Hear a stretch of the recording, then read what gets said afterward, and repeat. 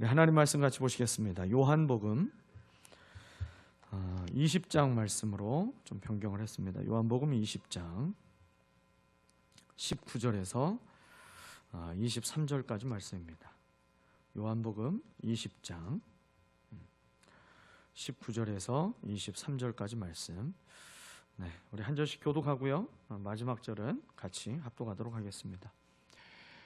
그날 곧 주간의 첫날 저녁에 제자들은 유대 사람들이 무서워서 문을 모두 닫아 걸고 있었다. 그때 예수께서 와서 그들 가운데로 들어가셔서 너희에게 평화가 있기를 하고 인사말을 하셨다.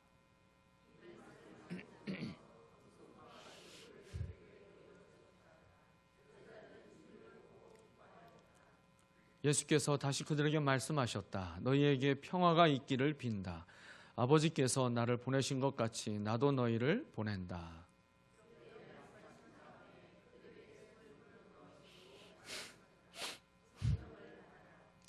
너희가 누구의 죄든지 용서해 주면 그 죄가 용서될 것이요 용서해 주지 않으면 그대로 남아 있을 것이다.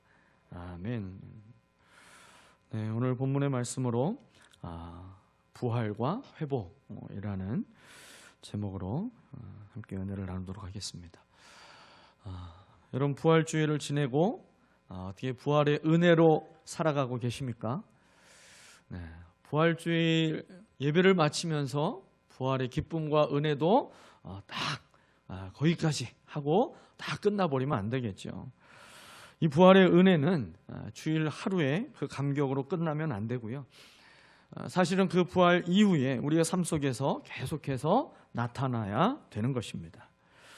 예수님의 부활은 예수님 개인에게만 일어난 사건이 아니기 때문에 이 부활이 우리에게 의미가 있는 것이죠. 역사 이래로 주님의 부활을 믿고 또 부활하신 주님을 만나는 사람마다 저들의 인생 가운데 기적이 일어났습니다.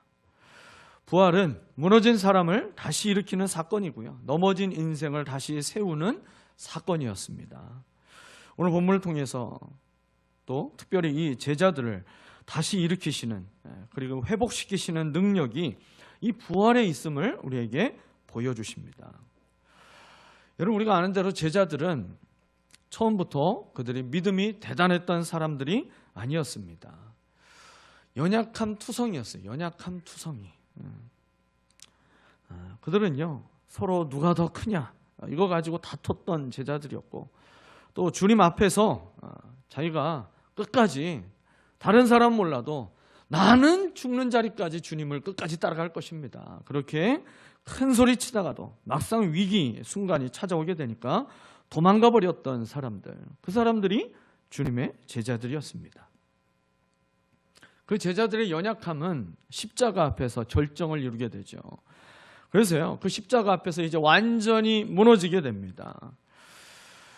그들이 붙잡고 있었던 모든 헛된 기대도 다 무너지고 꿈도 무너지고 믿음도 다 흔들려 버렸어요. 그래서요 십자가에서 죽으시는 주님을 아마 제자들은 바라보면서 그런 생각이 들었을 거예요. 이제 진짜 다 끝났나? 이제 진짜 다 끝났나 보다. 우리가 지금까지 꿈꾸고 있었던 것, 기대했던 것들이 전부 다 일장춘몽이었나? 아마 그런 생각을 했을 거예요. 이제 그런 제자들에게 부활하신 주님이 찾아오십니다. 그리고 제자들의 그 무너진 삶을 다시 회복시켜 주세요. 오늘 우리에게도 부활하신 주님께서 주시는 은혜가 바로 이 회복입니다. 회복. 말씀을 통해서 제자들에게 주신 세 가지 회복의 은혜가 무엇인지 오늘 함께 나누고요. 오늘 우리에게도 같은 회복의 역사가 있게 되시기를 주의 이름으로 소망합니다. 첫 번째로 이 부활하신 예수님은요 제자들의 평강을 먼저 회복시켜 주셨어요. 제자들의 평강을 회복시켜 주셨습니다. 오늘 본문 19절 말씀이요. 우리 19절 같이 다시 한번 읽어보겠습니다. 시작. 그날 곧 주간의 첫날 저녁에 제자들은 유대 사람들이 무서워서 문을 모두 닫아 걸고 있었다. 누가 무서워서요? 네, 유대 사람들이 무서워서. 부활의 아침을 저들은 맞이했었어요. 예수님이 살아나셨다라는 소식을 분명히 들었습니다. 그런데 제자들의 현실은 지금 어떤 모습이에요? 여전히 문을 닫아 걸고 있어요. 여전히 숨어 있습니다. 이 두려움이 해결되지 않아서 예수님을 죽였던 저 수많은 사람들이 이제 그 예수를 따랐던 자기들마저 그 무섭고 처참하고 수치스러운 십자가를 또 지게 할까 봐 사람들이 무서워서 숨어 있었습니다. 예수님의 부활 소식은 저들이 듣긴 들었지만 아직 그들의 마음에는 이 부활이 능력이 되지 못하고 있는 거예요. 그들의 마음이 부활하지 못하고 있었던 겁니다. 머리로는 부활을 그들이 듣고 알고 있었지만 가슴으로는 여전히 두려움으로 가득했어요. 여러분, 제자들의 모습 속에서 우리의 모습이 보이지 않으신가요? 여러분, 우리도 예배 가운데 은혜를 받잖아요. 지난 주일 우리 이화섭 선교사님 말씀을 통해서 그 주님을 만나고 내가 이렇게 살아서는 안 되지, 내가 이렇게 살아서는 안 되지 하면서 그 뜨거운 가슴으로 그렇게 주님의 복음을 전하고 주님께서 찾으시는 그 영혼들을 향하여서 그 뜨거운 가슴으로 복음을 전했던 여러분, 그 삶이 참 우리에게도 깊은 울림이 되고 도전이 되기도 했잖아요. 은혜를 받습니다. 말씀을 듣고 믿음으로 우리가 결단도 해봐요. 그런데 삶의 현장으로 우리가 다시 가게 되면 또 두려워지게 돼요. 왜요? 문제가 그대로 있으니까. 상황도 바뀌지 않고 그대로 있고 사람들도 그대로 있으니까 우리의 마음이 다시 두려움에 사로잡히게 되죠. 제자들이 지금 똑같은 상황에 놓여져 있었던 거예요. 밖으로는 유대인들이 두려웠고 그리고 안으로는 자신들이 그렇게 예수님을 버리고 도망갔던 그 죄책감과 그리고 이제 자기들은 실패한 사람들이라고 하는 그 실패감이 자신들을 짓누르게 되죠. 예수님을 따르겠다라고 큰 소리 쳤던 사람들이었지만 결국 십자가 앞에서 전부 다 흩어져 버렸어요. 그러니 두려움도 있고 부끄러움도 있고 막막함도 있죠. 이제는 그럼 우리는 어떻게 해야 되나? 이제는 우리는 어떻게 해야 되나? 어디로 가야 되고 무엇을 위해서 살아야 되나? 예수님이 그렇게 돌아가신 이후에 제자들이 그 마음의 부활의 신앙으로 회복되기 전에 그들은 이 막막함에 사로잡혔어요. 바로 그 자리에 이제 예수님이 찾아오십니다. 근데 오늘 말씀 보니까 문이 닫혀져 있는데 주님이 들어오셨어요. 사람들을 피해서 숨어 있었는데 은밀하게 숨어 있던 그곳에 주님이 어떻게 하셨는지 주님이 그곳에 찾아오셨습니다. 그리고 제일 먼저 하신 말씀이 무엇이었어요? 너희에게 평화가 있기를 샬롬 하면서 제자들에게 인사를 하셨다는 거죠. 여러분, 주님은 먼저 그 제자들에게 책망하지 않으셨다는 것을 우리가 먼저 기억해야 됩니다. 주님이 제자들의 모습을 딱 바라보면서 아무 말도 하지 않고 눈을 계속 쳐다보고 있었으면 여러분, 그 제자들의 마음이 얼마나 두근두근했겠어요. 그리고 첫 번째 하신 말씀이 왜 그랬니? 라고 했다면 그 제자들은요, 그 죄책감에 막 찔려가지고 어찌할 바를 몰랐을 거예요. 왜 도망갔냐? 그리고 뭐가 그렇게 두렵다고 부활의 소식을 들었으면서 이 믿음이 적은 자들아 그러면서 예수님이 막 책망하면서 그들을 그렇게 혼내지도 않았어요. 먼저 평강을 말씀하셨습니다. 여러분, 이것이 부활의 주님이 실패한 제자들에게 주신 은혜였어요. 부활하신 주님은요, 무너진 사람에게 가장 먼저 평강을 주시는 분이십니다. 두려워하는 사람에게 찾아오셔서 평강을 주셨어요. 여러분, 세상이 주는 평강과 주님이 주시는 평강의 차이가 있죠. 우리가 세상에서 언제 평안하게 됩니까? 우리가 숨을 내쉬면서 아이고 이제 좀 살겠네 라고 얘기하는 때가 언제예요? 상황이 좀 나아질 때 그러잖아요. 좀 내가 원하는 대로 무언가 좀 돌아가고 있을 때, 그때 비로소 이제 좀 살겠네. 문제가 해결돼야만, 형편이 나아져야만 우리는 세상이 주는 평안을 맛볼 수가 있어요. 그러나 주님이 주시는 평안은요, 문이 닫혀 있는데도 우리에게 부어주시는 평안입니다. 상황이 아직 바뀌지 않아도 누릴 수 있는 평안인 거예요. 왜 그렇습니까?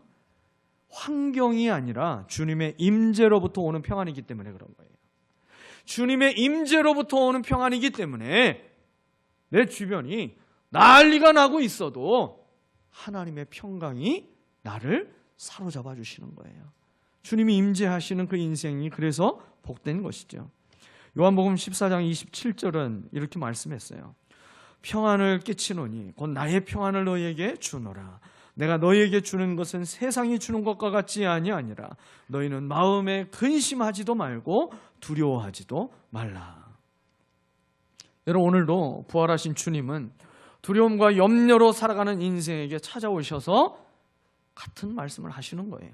너희에게 평강이 있을지어다. 너희에게 평강이 있을지어다. 부활의 은혜로 먼저 우리의 마음을 주님은 다시 회복시키십니다. 잃어버린 평강을 다시 회복시키십니다. 그리고요, 이전보다 더 깊은 평안을 누리게 하세요. 여러분, 이 주님의 음성을 듣고 평강이 회복되는 저와 여러분 되시기를 주의 이름으로 축복합니다. 두 번째로요, 부활하신 예수님은 제자들의 믿음을 회복시켜 주셨어요. 믿음을 회복시켜 주셨습니다. 자, 첫 번째 뭘 회복시켜 주셨다고요? 평강을. 이제 지난 주일 퀴즈 대회를 해가지고 뭐 질문만 나오면 바로바로 막 맞추는. 자, 두 번째는 이제 믿음을 회복시켜 주셨어요. 믿음을.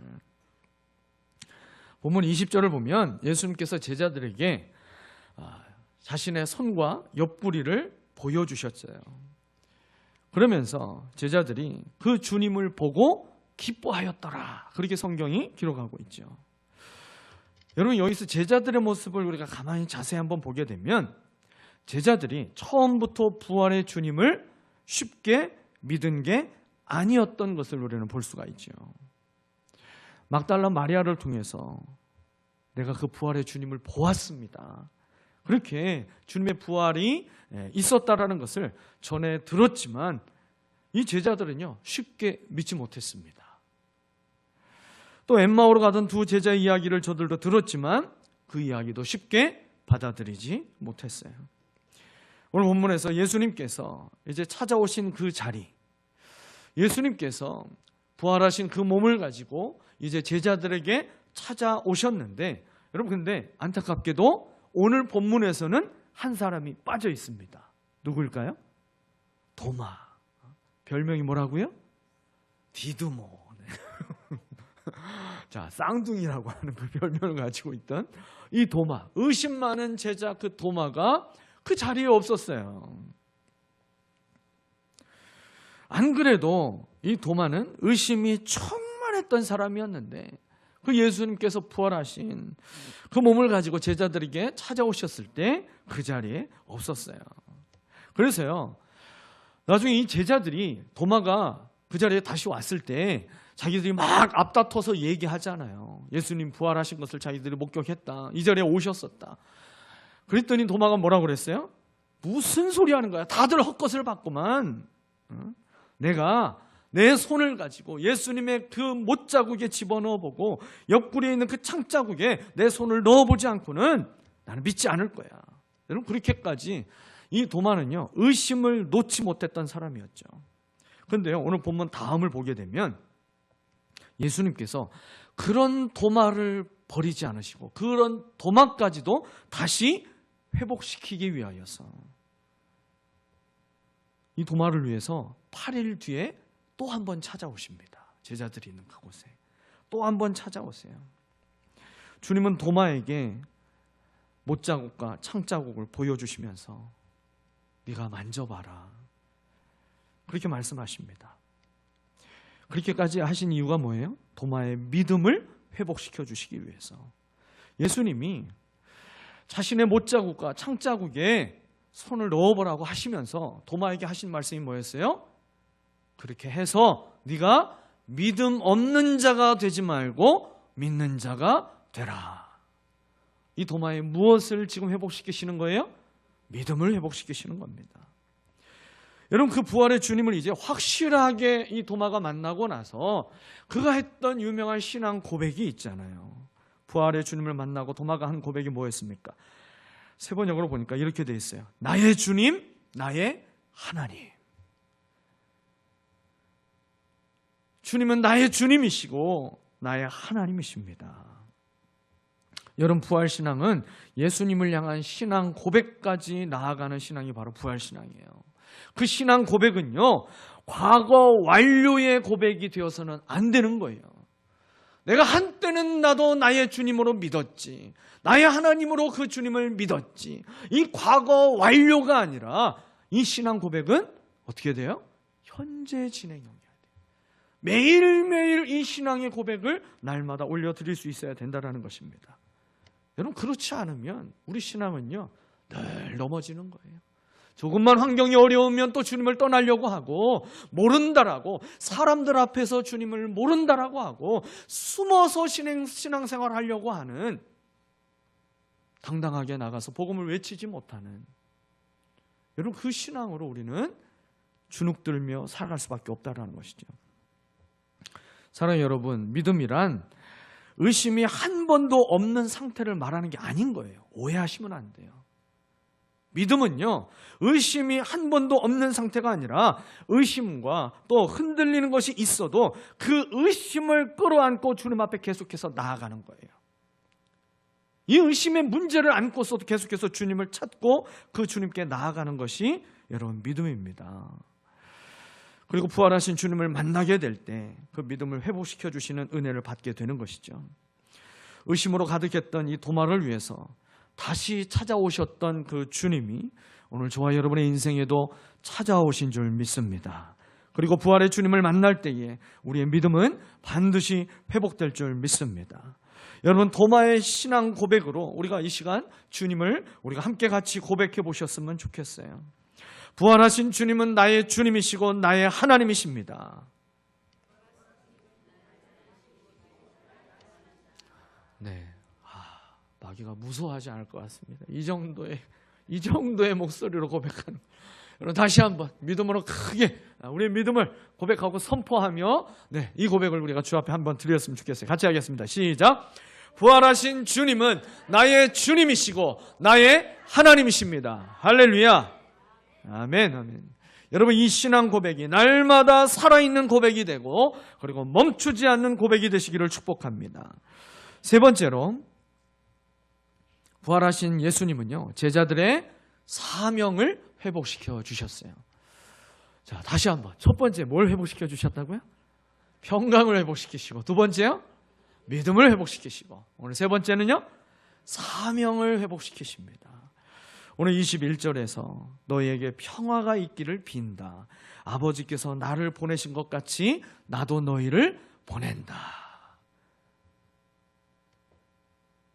오늘 이 갈릴리 바닷가에서 제자들을 다시 부르시고 주님께서 다시 사람 낚는 어부가 되도록 주님께서 그 제자들을 이제 세상에 다시 그 사명자로 파송하시는 그 말씀이 오늘 본문에 기록되어 있는 것이죠. 예수님은 제자들에게 평강만 주시지 않았어요. 믿음만 회복시킨 것도 아니었고 이제 그들을 다시 보내십니다. 세상으로 보내십니다. 사명을 맡겨주세요. 참 놀라운 말씀이죠. 왜냐하면 제자들은 아주 철저하게 실패한 사람들이었기 때문에 그렇잖아요. 도망간 사람들이고 무너진 사람들이고 넘어졌던 사람들입니다. 그런데 주님은 그런 제자들을 아휴, 저것들을 믿은 내가 바보지 그러면서요, 그 제자들을 포기하지 않으셨어요. 내가 저 인간들보다 훨씬 더 나은 사람, 더 스펙 좋은 사람들을 내가 다시 모을 거야. 더 성품도 좋고 인격도 훌륭하고 어떤 약점도 없는 사람, 완벽한 사람들 내가 뽑아가지고 내가 다시 시작할 거야. 주님 그렇게 하지 않으셨어요. 그 실패하고 무너진 사람들을 다시 붙들어 주시고 다시 사명의 자리로 세우셨습니다. 왜 그렇습니까? 부활은 실패한 사람을 다시 사용하시는 하나님의 능력이기 때문에 그런 거예요.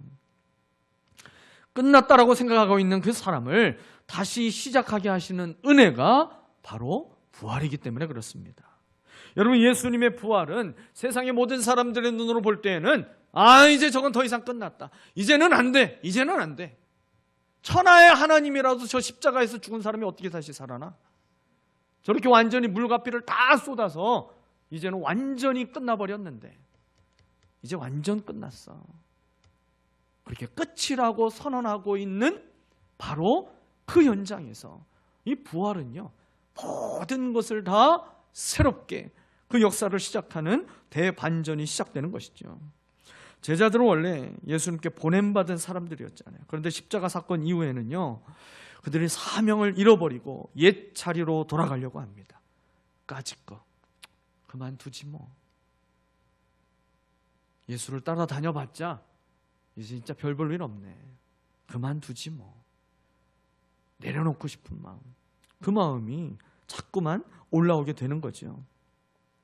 제자들만 그런 게 아니라 우리도 그럴 때가 있잖아요.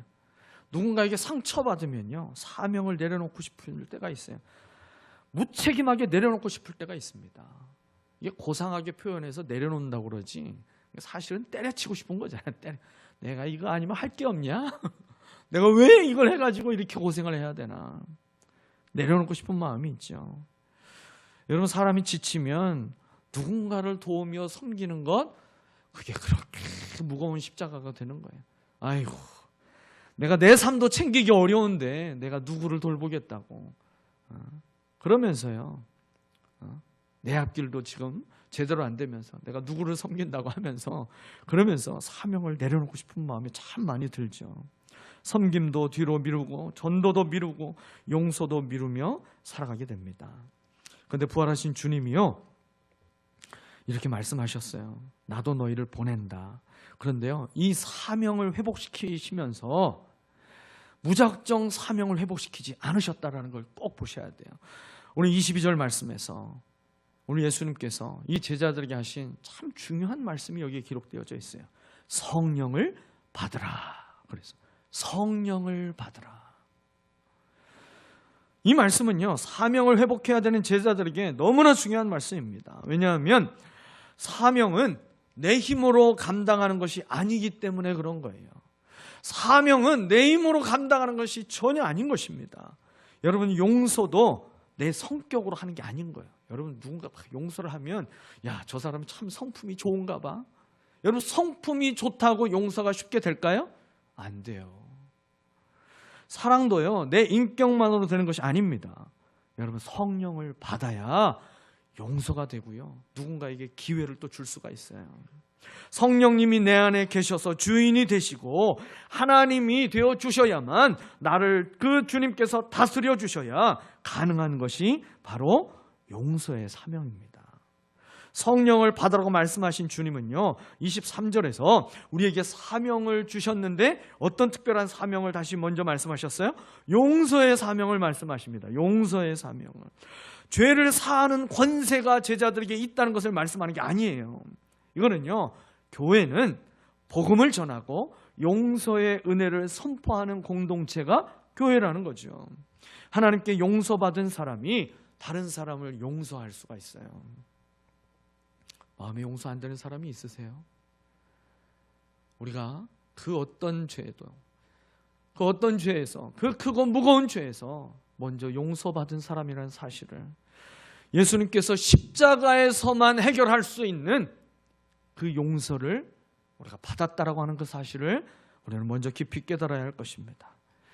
은혜 입은 사람이 은혜를 흘려 보내는 거잖아요. 우리에게 용서의 사명을 주신 이유가 무엇이 되겠습니까?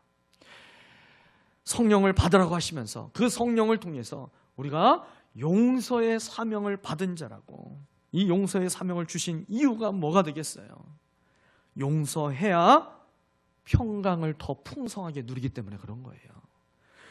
여러분, 용서하지 않고 한번 살아보세요. 마음의 평강이 계속 지속되던가요? 계속 무거운 돌이 마음 한켠에 계속 있어서요, 이게 나를 계속 눌러요. 하나님의 평강이 나를 계속 주장하지 못하고 언젠가 또 터질 것 같은데, 언젠가 저 폭탄이 또 터질 것 같은데, 저 사람하고 또 부딪힐 것 같은데, 여러분, 이 마음 때문에 내가 평강을 풍성하게 누리지 못하며 살아가잖아요. 평강을 더 풍성하게 누리는 길이 용서이기 때문에 그런 거예요. 또 용서해야 내 믿음을 주님이 더 기뻐하십니다. 그러니까 주님께서 예물을 드리기 전에 내 형제와 먼저 화해하고 와서 예물을 드리라고까지 말씀하셨잖아요. 주님이 더 기뻐하시는 믿음이 용서이기 때문에 그런 것입니다. 또 용서해야 내가 먼저 다시 살게 되고요, 온전한 회복을 누릴 수 있기 때문에 그런 것입니다. 사랑하는 여러분, 부활의 사람은요, 미움에 사로잡혀 사는 사람이 아닌 거예요.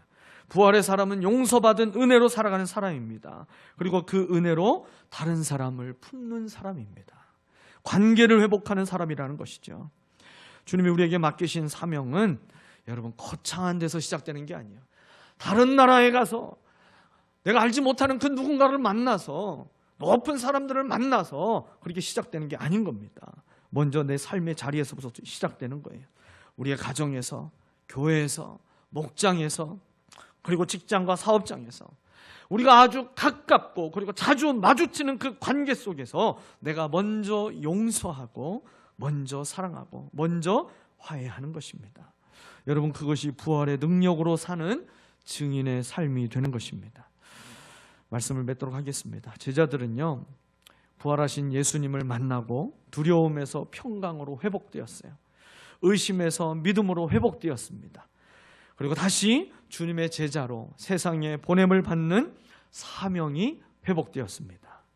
그리고 이 모든 회복을 온전히 이룰 수 있도록 성령을 사모하여 성령을 받으라고 주님이 말씀하셨죠. 성령을 받아야 가장 힘들고 어려운 용서의 은혜가 멈추지 않고 흘러가는 이 복의 통로로 우리가 모든 죄에서 용서하시는 그 하나님의 사랑을 세상에 증거하며 살아갈 수 있기 때문에 그렇습니다. 제자들을 회복시키신 그 부활하신 주님께서 오늘 밤 저와 여러분을 회복시키시는 은혜가 여러분 성령을 통해서 우리 모두에게 충만하게 임하게 되시기를 예수 그리스도의 이름으로 축원합니다. 기도하겠습니다.